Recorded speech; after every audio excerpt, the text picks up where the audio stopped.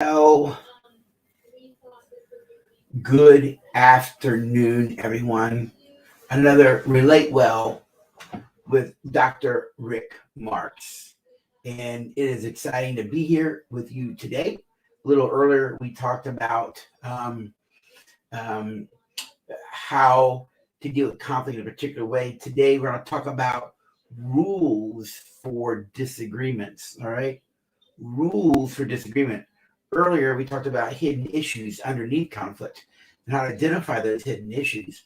But yet, we still have to have rules for how to fight. If you study history, you ever heard of the Geneva Convention?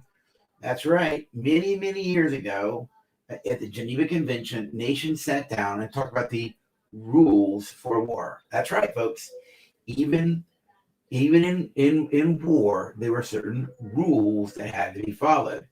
And if you break the rules of war, then that nation could be punished. There are rules for how to treat prisoners of war. There are rules for what kind of weapons are okay or not. Did you know that landmines first showed up during the Civil War in America? And that landmines were considered a horribly offensive weapon. Did you get that? They were considered a horribly offensive weapon. However, based on the rules of war between the North and the South, they did have agreement that you could use a landmine only as protection for a withdrawal. Got it? Only as a defensive weapon as you withdrew. You got it? As you left. And that was the purpose of it. And of course, we now know that during World War II and all those kind of things, they were used very much as an offensive weapon. Okay? The rules of war have changed. But did you know that when you and your spouse, you and your boyfriend or girlfriend, that whenever you're in conflict in a relationship, and by the way, you will have conflict in a relationship, guaranteed, that in relationship conflict between intimates, between friends, you need to have rules as well. Well, guess what?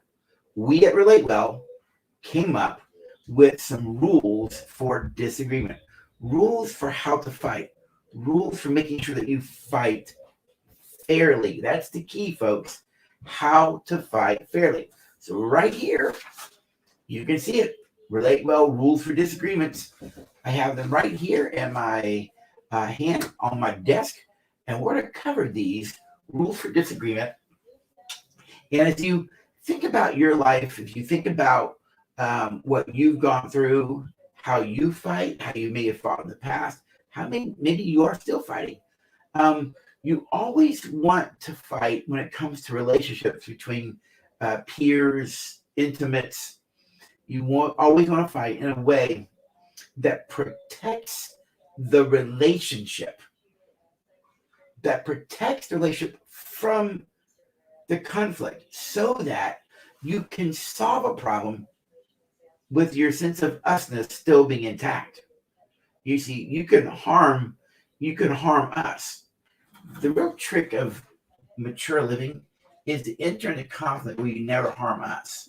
It's when you start harming us, things become a problem. Because when you harm us, I can promise you, you're fighting in a very immature, unhealthy way. Mature people, emotionally mature people, solve problems in a way that it doesn't harm the relationship. Okay? They protect their sense of usness. And that is what I had to learn to do many years ago in my own marriage. And so do Llewellyn and I have a disagreement to this day? Yes, we do. However, even though we have disagreements, do we allow our disagreements at 38 years of marriage? Do we allow those disagreements to destroy us? The answer is no. I have learned that I'd rather agree to disagree and have a sense of usness. I've learned to live my life by what we call the four protectors of an us. These are essential to the RelateWell core curriculum. What are those four protectors, those four principles? I choose to live my life by goodwill, respect, humility, and empathy. HREG, H-REG. Humility leads to respect, empathy, and goodwill. You see, when you're in pride, you're going to be disrespectful, you're going to lack empathy, and you're going to treat people with ill will. Why? Because that's what pride will do, you see. It's what it'll do. And to really walk by faith with God, someone asked me here a few days ago, if you could really just sum it up, Rick, if living by your faith with God, what would you say? Just sum it up, one short sentence. What would it look like? You know what I said to him? I said, it's really simple. Get out of yourself. Just get out of yourself and start focusing on others. That's humility. But to live that kind of way, you're going to have to become a really healthy, mature adult. So we're going to talk about rules for disagreement. If you're watching my Facebook or YouTube or Instagram, right over here is my Instagram, and right here in front of me is my Facebook and YouTube camera. If you have a question or a comment, please feel free to write it out, all right? Feel free to write your question, comment, all right? If I see a question come through, because I'm monitoring both, we'll answer it. So I want this to be more of a dialogue rather than me just straight lecturing. All right, ready for the rule of disagreement? Here we go. Based on our work at RelateWell, here we go. Number one. Got it? Number one. Here we go. Rules for disagreement. Number one, we agree to treat each other with goodwill, respect, humility, and empathy. It's what we call the four protectors of us. You see, let me show you something here, folks. I believe in this so much. We even had cards made up with the four protectors. There it is. You see, the four protectors in us: goodwill, respect, humility, and empathy. This is exactly what we are about, folks, because we believe to live a life of goodwill, respect, humility, and empathy is a very powerful way to live life. We also know this: to live a life of goodwill, respect, humility, and empathy requires you becoming a healthy, mature adult. Now, maturity, we talk about in RelateWell. What is an emotionally mature adult and what is an emotionally immature adult? You see, I'm 60 years old. Did you know that you could be 60 years old or emotionally still a child? You could still be emotionally an infant. You could be emotionally an adolescent. You see, to live a life of maturity is a very different way of living. You see, it's easy to live life for self. That's primal. It comes from this lower brain back here. But to live a life of maturity, well, then you will treat people with goodwill. Now, what is goodwill? Goodwill means whatever I'm doing in a moment, I don't seek to hurt you, harm you. I'm benevolent towards you. I don't seek to insult you, put you down. Whenever you do the opposite of those things, that is ill will. And if you want to treat people with ill will, just don't complain about when you get ill will back, because you will reap what you sow. What's the idea of the law of attraction? People of anger attract anger. People of fear attract fear. If you sow discord, you reap discord. And so that's one thing. The second is humility. Is goodwill. The second is respect. Respect is honoring and valuing another person. To cut someone off when they're talking, disrespectful. Call people names, disrespectful. You see, and so we could always ask ourselves, am I being respectful? Am I treating with goodwill? Third is the word empathy. Empathy is about caring for another person. You don't have to agree with how a person thinks or feels, but you could empathize with how they think and feel, because to empathize with how a person thinks and feels is to care for how they think and feel. But just because I care about how you think and feel, because I care about your perspective, does not mean I agree. We can always show that we care. And the fourth is humility. Humility is a modest understanding of who one is and who one isn't.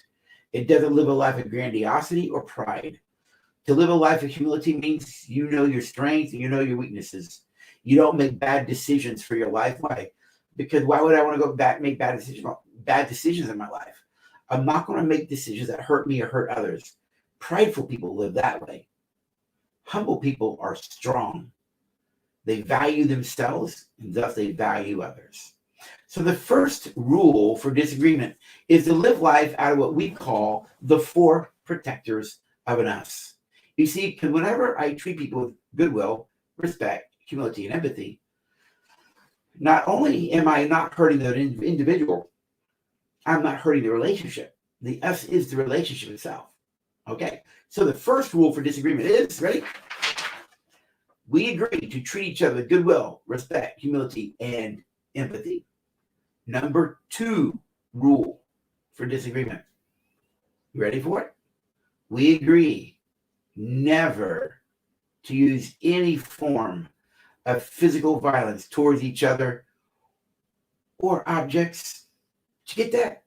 We agree never to use any form of physical violence towards each other or objects. That's right, folks. Or objects. You see, when you throw something, you hit a wall, you slam your fist down on a table, toss a plate across the table, physically intimidate, bow up to someone close to them where they feel like they have to back away. That's a form of control and intimidation. There's zero goodwill in it, and it's very disrespectful. And it is not caring.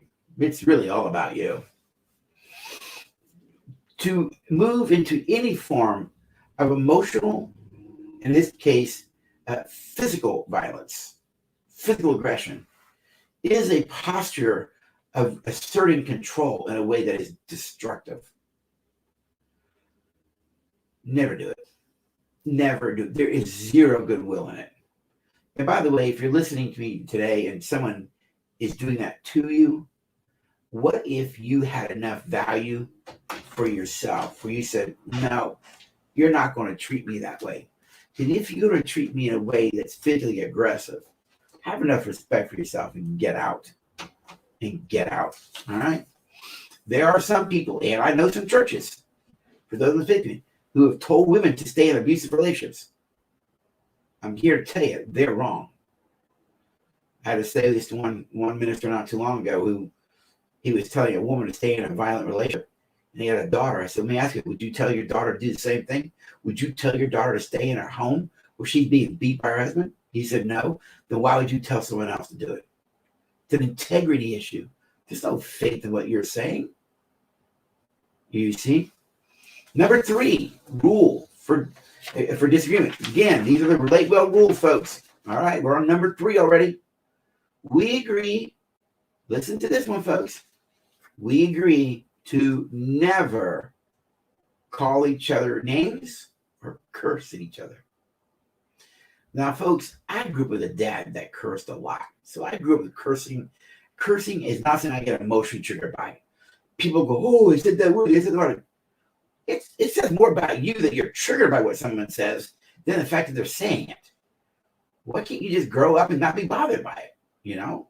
I'm not saying you have to agree with it or like it, but you don't have to get bent out of shape about it. I do know this, though, as I told my kids. There are thousands of words in the English language, thousands of them, to help you express yourself, even strongly.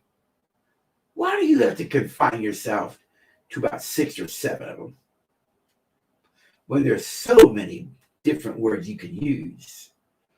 I heard it said once that a person who cusses on a regular basis, what that really is a feeble mind trying to express itself assertively. It's a feeble mind trying to express itself in an assertive manner. You ever notice that really mature people don't use that language? When conflict comes, they're respectful. When conflict comes, they don't call you names. They don't go venting off, at the mouth, whatever they do. When conflict comes, they actually treat them other with goodwill and respect. When conflict comes, they don't call each other names. Why? call another person's name is disrespectful and there's zero goodwill in it. You're notice, by the way, the RelateWell rules for disagreement all go back to those four protectors: goodwill, respect, humility, and empathy. You see, if you call someone names enough, you're being pretty critical and judgmental in a lot of ways of them. If they walk out of your life, don't complain. Why? Well, why would you stay in a relationship with someone who you keep calling somebody a name? Why would you expect them to stick around? That doesn't make sense, folks. You see? I don't know what happened over here. Somehow my video on Instagram shut down. I'm not sure what happened there. So it did. So I apologize for those on Instagram. It just went on its own, just shut off. So never call each other names or curse at each other. All right. Now in RelateWell, we actually have a skill called a timeout skill.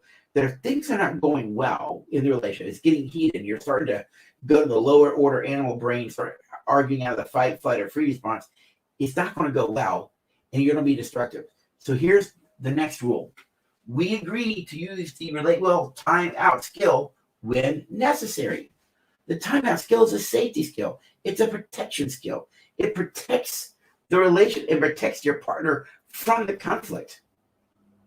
It's saying that I value us more than winning an argument. It says that I value you so much so that I won't treat you in a disrespectful way, and I won't treat you with ill will, and I will not be an uncaring person.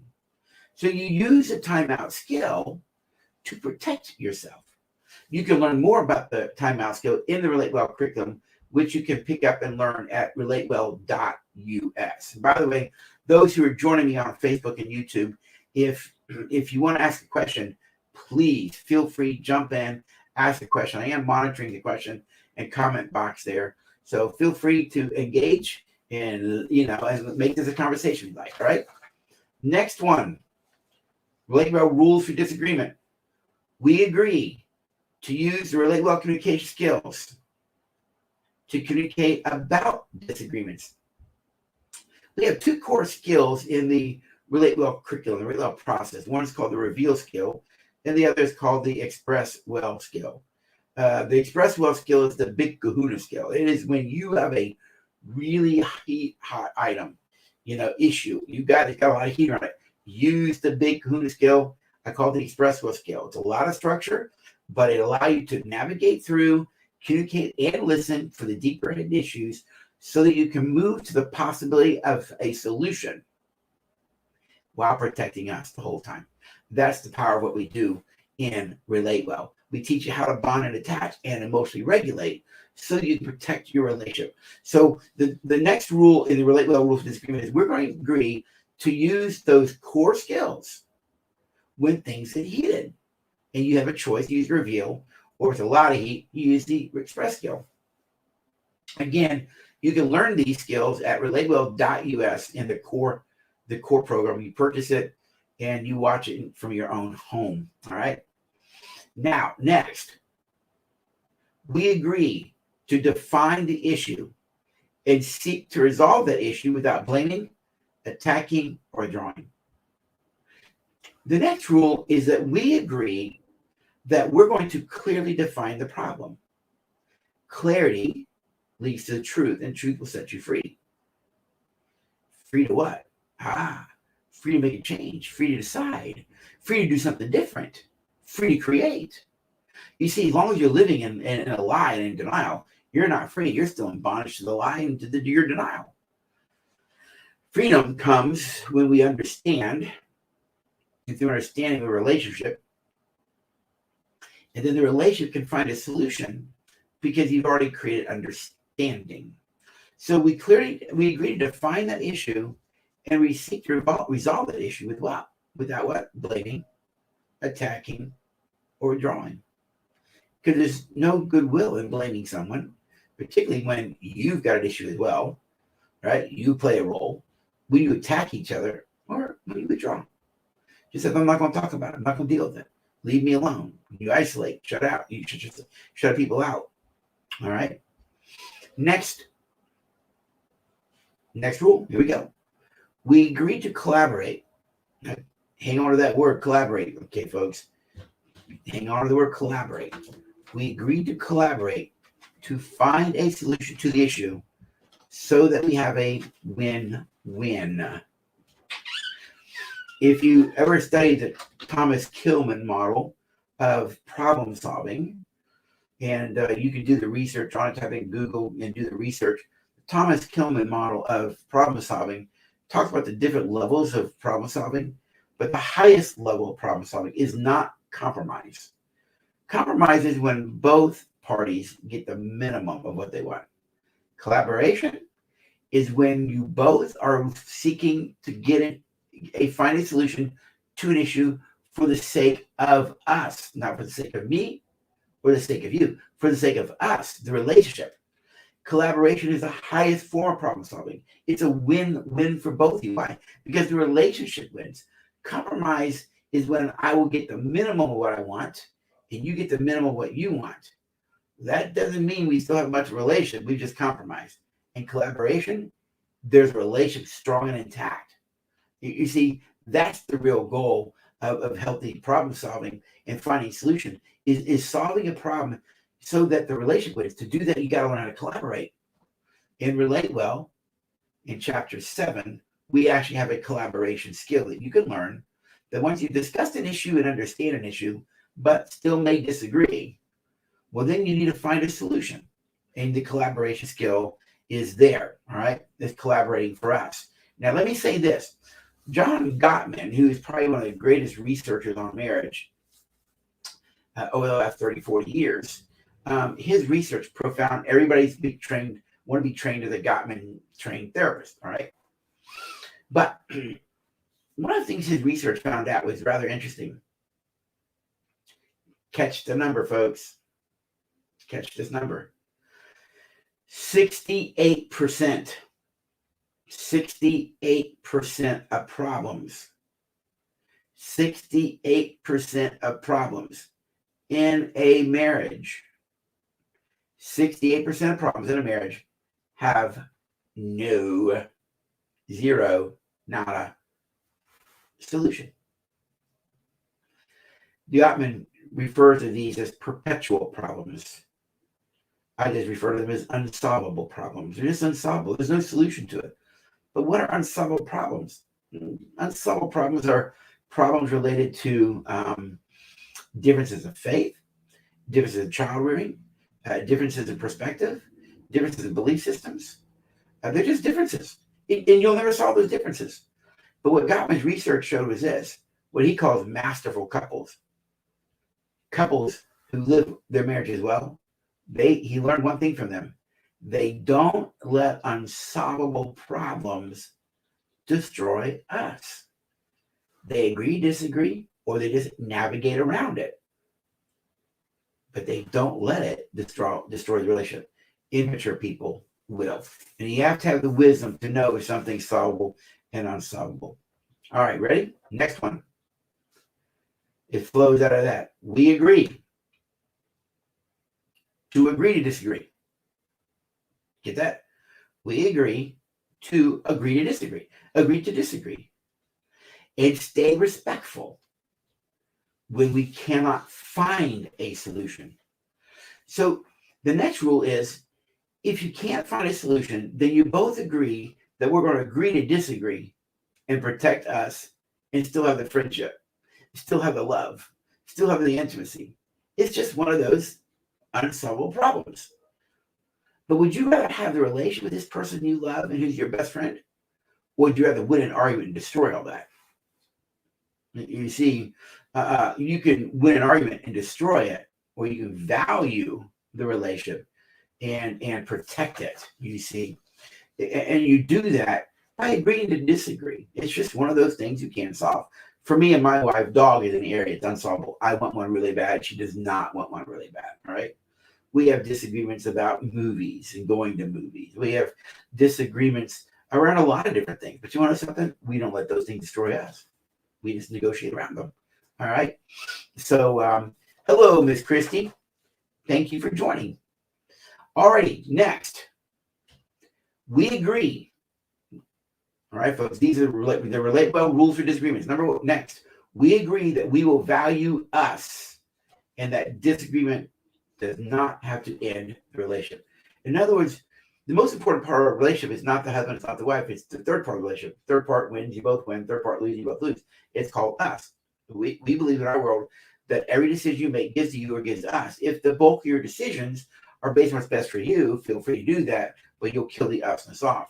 And you always know when us is in the house is because you will feel its presence and you will feel its absence. And the rule here is that we will so value us, we will do everything it takes to protect us, and we will not end the relationship. People will throw a relationship away just because they want what they want. All that means is you don't know how to live in relationships well. You see, and sadly, that's most of our culture today. Most people don't know how to live apart from being who they are and what they want to be. There's this idea in Western culture is the stronger us becomes, you lose yourself. That actually isn't true. The reality is the stronger us becomes, the more you become. But when you throw relationships away a lot, what you actually teach others around you, in particular your children, is that you lack fidelity, you lack loyalty, you lack commitment. You see, and that's what kids from divorced home learn about culture and about culture is that loyalty and commitment is not a value in life. It's what I learned growing up in a divorced home. You see, I learned early on, don't trust people to stick around. Why? You know, if your parents will throw it away, who else will throw things away? Do you see? They can't even get along after they get divorced. Let's be honest, commitment and loyalty is not something that's valued in this country anymore. All right. So we agree that we will value us and that disagreements do not have to end a relationship. Next rule for a disagreement. We agree to solve problems. This is important, folks. We agree to solve problems with compassion and grace towards each other. We agree to solve problems with compassion and grace towards each other. Now, my background is a psychologist and a minister, and I find it interesting how many faith couples will come in my office and they have stayed up all night fighting, arguing, no sleep. And then they get to my office and they'll say, well, you know, the Bible says, don't let the sun go down on your wrath. Yeah, it didn't say stay up all night. You see, folks, staying up all night, it's not letting the sun go down your wrath. You just stayed in your anger all night and you didn't sleep because you didn't win anything. What it's really trying to tell you is this: to not let the sun go down in your anger basically means move to grace, value the relationship, go on a good night's rest, solve it the next day. RelateWell teaches you the skills and tools to do that. If you use the skills and tools, they work. If you don't, it won't work. You're doing something, and if you're doing isn't work, what you're doing isn't working, you might want to shift with something that does work. You see, and so here we agree to solve problems with compassion and grace towards each other. Wow. Can you imagine if we treat each other with compassion and grace on a regular basis? What would be the message you're sending your partner when you treat them with compassion and grace? In my mind, it's really simple. You teach them this: I value you. You matter to me. You're loved and lovable. Right? And I accept you and desire you. That's just by treating people with compassion and grace. That's the message you send them.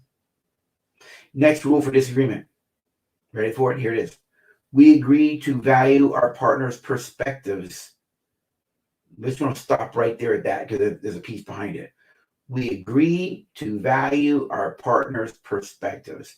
Now, my YouTube channel, you have to kind of go back because there's over 300 of those right now, videos there. But go back. You'll see a video there. It's around 30-something minutes long on the power of perspective, how relationships form. I encourage you to watch that video. Watch that video. It's about perspectives and the power of perspective. You see, we all have perspectives of reality. but nobody knows all reality. We just have perspectives of reality. And what happens in conflict is I have a perspective of reality, you have a perspective, but we don't put our perspective together to create understanding. We're arguing whose perspective is right and whose perspective is wrong. Bottom line is you're both right, only based on your perspective, but you're also both wrong. You see, when you value your partner's perspective, you honor how they see things. And this is the second part. We agree to value our partner's perspectives, but we agree that we don't have to agree with their perspective. Just because I honor your perspective of something doesn't mean I agree with your perspective. My wife's perspective of dogs is not my perspective of dog. All right. I don't agree with her perspective about dogs at all, but I do honor her perspective based on her perspective. It makes sense why she doesn't care for dogs based on her experience with them as a kid growing up. But it wasn't my experience. So the next rule is we agree to value our partner's perspectives, but not necessarily have to agree with them. The next is we agree to remember that we are an us and are not at war with each other. You know, the greatest thing you can do for yourself in conflict is remind yourself this person is not the enemy. This is the person you said you love. This is the person you did everything to date. This is the person you would give up time with other friends for to go be around. You did everything to win their heart over. That's not the enemy. That's the person you say you love. That's the person you say you cherish. Then why would you treat the person you love and cherish disrespectfully, with ill will,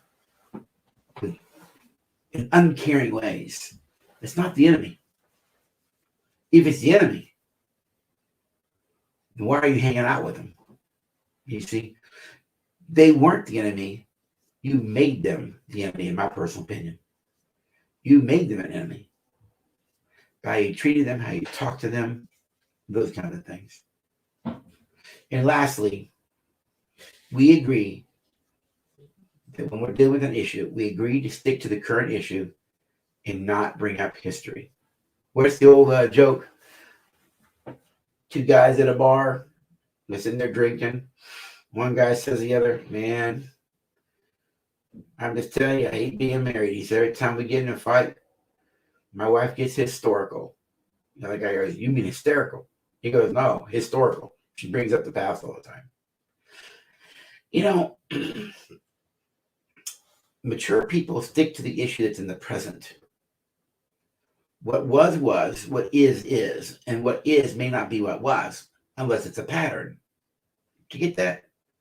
What was, what is. And the only way what was if it's a pattern. Because patterns keep going on until a pattern changes, you see. But most of the time, we bring up issues from the past that are not about what's happening right now in this moment, what is. So we agree to stay focused on the present and deal with what's going on in the present and leave history back there. All right? Leave history back there. If you're not able to live by these rules, then I would strongly encourage you, get a marriage mentor couple. Get RelateWell. It'll help you learn the skills and tools, what to do different. Now, let me say something to you. I live by these things. I raised my kids by them. I believe in them as a way of being. But I also have taught people who learned it and never did anything with it. They went back to what they were always doing. Folks, if you keep doing what you've always done, quit complaining about what you get. I find it very disrespectful when you keep doing what you're doing, but you knew what to do different, but you chose not to do different because you want to keep doing what you're doing, and then it doesn't work for you. What are you complaining about? If you keep doing this, this is the path you get. It's not rocket science. It's actually that simple. If you want to do something different to get you somewhere different, then stick to it. Now, will you stick to these rules for disagreement? I don't know. That'll be up to you. It depends on whether you value your relationship more than you value yourself. Whether you value your transformation or do you value your spouse transforming. You get to choose the focus. These are things that we live by and things that we encourage. So these are the RelateWell rules for disagreement. Hopefully, They might encourage you, help you understand some things. And if you find that you're breaking a rule, it's okay. Give yourself some grace. Do something different. But Dr. Marks, I don't know what to do different. Well, I've got a deal for you.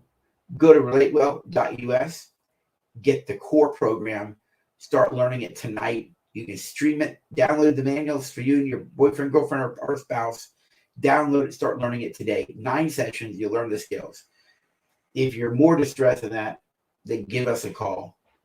Contact me through RelateWell.us, and we'll get you to an intensive, and we'll get you unstuck and moving.